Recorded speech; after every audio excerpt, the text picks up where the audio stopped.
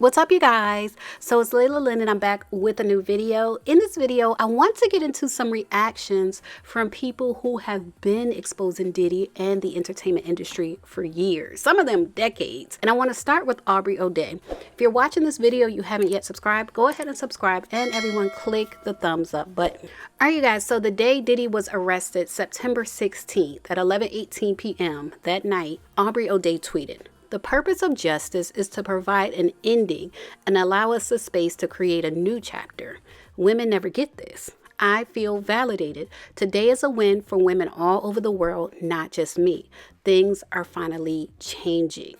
And if you guys recall, Aubrey O'Day has been very outspoken about Diddy for years. Even when her other bandmates like Dawn Richard weren't saying anything, Aubrey O'Day was always calling out Diddy for his bad behavior.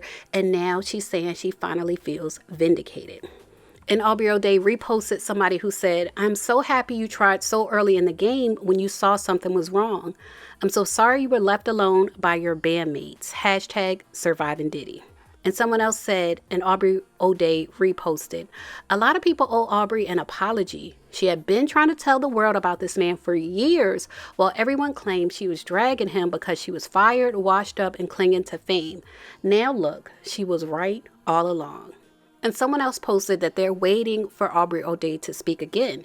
And she said, "I chose to speak to people who could move justice in the way I needed to see it. I've been speaking. Never underestimate that." So to me, it sounds like she's been speaking to people like in the legal system. That's what it sounds like she's hinting at.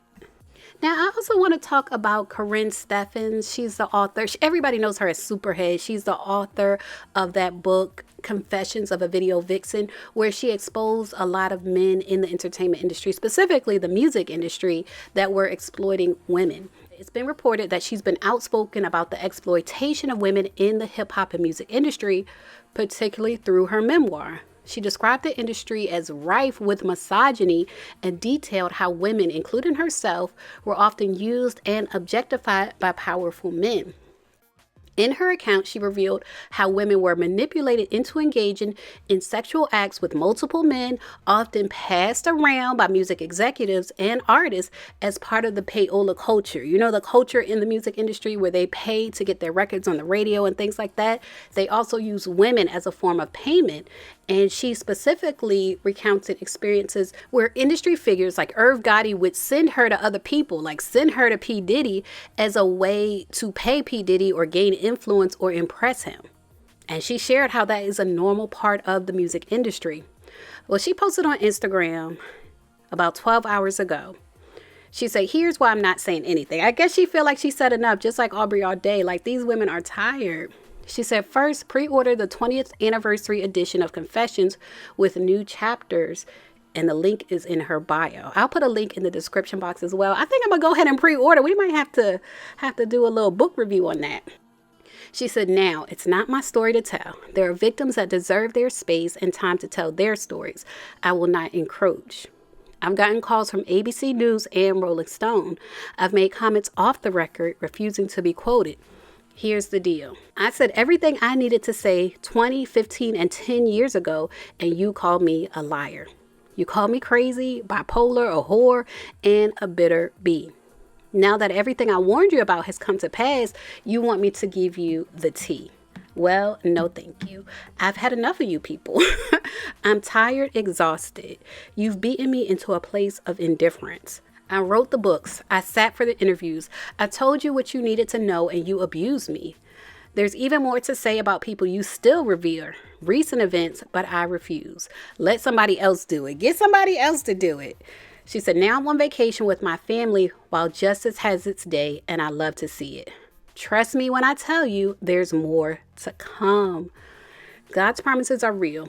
The meek shall indeed inherit the earth, and I'm preparing for my inheritance. Remember, I was not before my time. You were late to the revolution. Smarten up."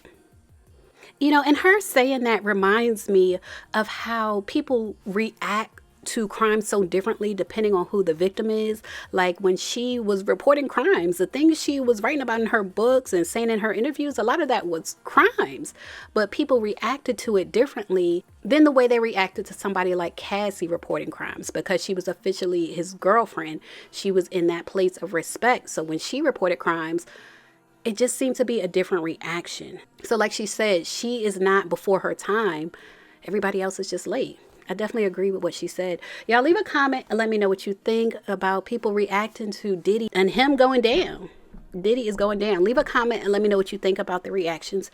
As always, thanks for watching.